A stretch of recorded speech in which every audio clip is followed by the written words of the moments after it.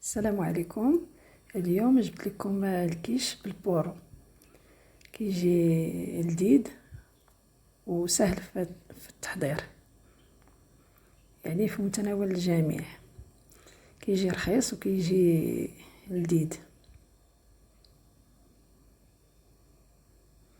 400 غرام ديال الدقيق، كاس لاروب يعني كاس معامر شبع بار كاس العنبه ديال الزيت،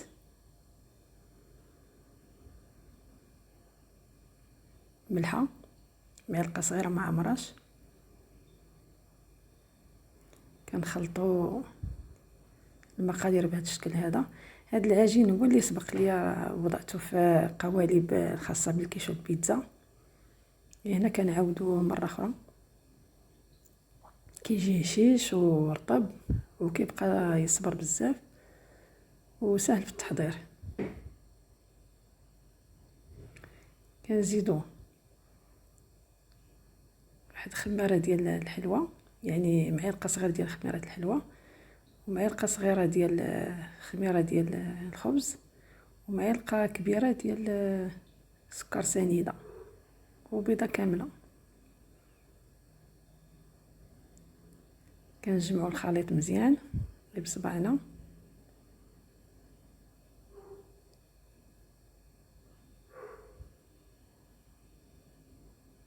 هذا العجين هو المعتمد عندي، يعني من غير ما تخدموا المارغرين والزبده، راه بالزيت كتجي رطبه وهشيشه وزوينه. كنجمعوها بشويه الماء وكنعجنوها حتى كتعطينا عجينه رطبه كيف ما كتشوفوا في الصوره. ما تكونش قاصحه، يعني تكون رطبه. من بعد كنرشوا الطاوله ديال الطاوله بهذا الشكل هذا، طاوله العمل. نرشوها بالدقيق ونسرحوها بالمدلك، وتكون يعني ماشي رقيقه وماشي غليظه، يعني تكون في الوسط. وهاد العجين ديال الكيش ملي كنبغيو نديروه في القوالب ديالو خص يكون شويه غليظ. كناخدو هاد المول هذا وكنفرشوا عليه العجين كما كتشوفوا في الصوره، وكنلبسوه ليه بهذه الطريقه هذه، حيت حتى الطريقه ديال التلباس ديال العجين في المول راه كيلعب دور كبير. خصها تلبس بهذا الشكل هذا باش ما تهبطش لنا العجين. ونضغطوا في الجوانب بهذا الشكل هذا مزيان بالاصابع ديالنا باش يثبت لينا العجين في الجوانب. من بعد كنحيدوا البقايا بالمدلك بهذا الشكل هذا. كنضغطوا عليها مزيان بالمدلك ونعاودوا نحيدوا هذوك اللي بقاو ديال العجين، ونعاودوا نثبتوا الجوانب بالاصابع ديالنا. يعني هذه العمليه ضروريه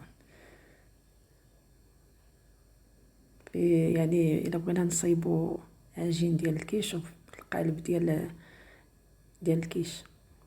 ونتقبوها بالفرشاه بهذا الشكل هذا، تقب مزيان في الجوانب باش ما تنفخش في الوسط.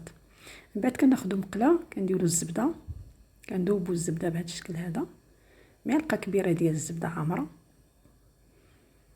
وكنزيدوا عليها البورو. انا هنا درت كيلو لاروب ديال البورو مقطع طراف صغار. كنحطو فوق النار بهذا الشكل هذا، وكنبقاو نحركو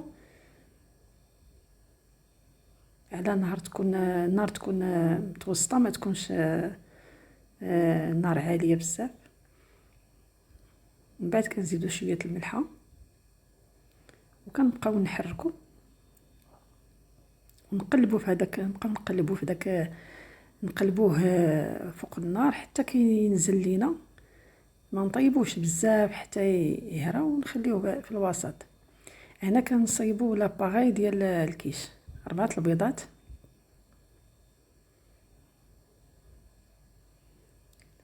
كنطربوهم بالطراب اليدوي كيف ما كتشوفوا في الصوره. كنزيدو عليهم كاس ديال الحليب كاس دائما كاس عبر العنبة.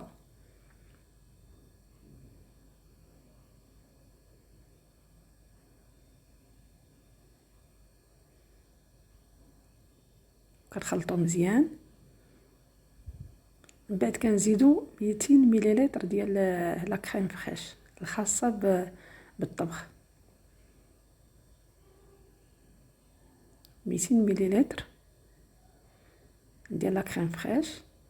من بعد كنزيدو معلقة صغيرة مع مراش ديال الابزار ونحركو، ونزيدو معلقة صغيرة مع مراش ديال الملحة. ما نكتروش الملحة حيت غادي نديرو الفرماج في الكيش. هنا كناخدو هذاك العجين ديالنا.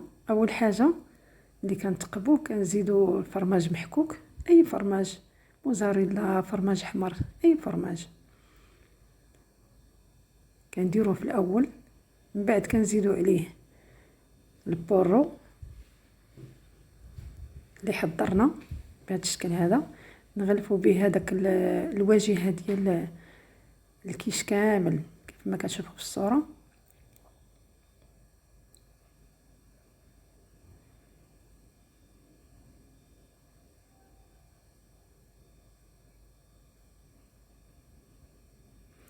من بعد كناخدو هذيك لاباغي اللي حضرنا ونديروها فوق منه كامله، تكون متساويه يعني بجميع الجوانب.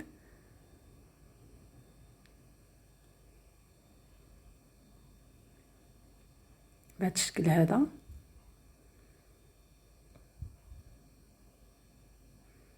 حتى نغطيو هذاك البورو كامل اللي عندنا في المول اللي عندنا في الكيش ديالنا، خصو يتغطى كامل.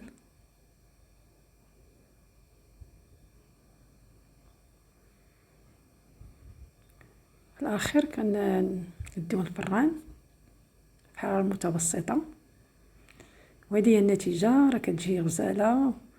وهو باقي سخون كنزيدو عليها الفرماج المحكوك. وبالصحه والراحه جربوها وان شاء الله ما غاديش تستغناو عليها، راه كتجي لذيذه. واللي كلاها عندي راه كيشكرها. بالصحه والراحه.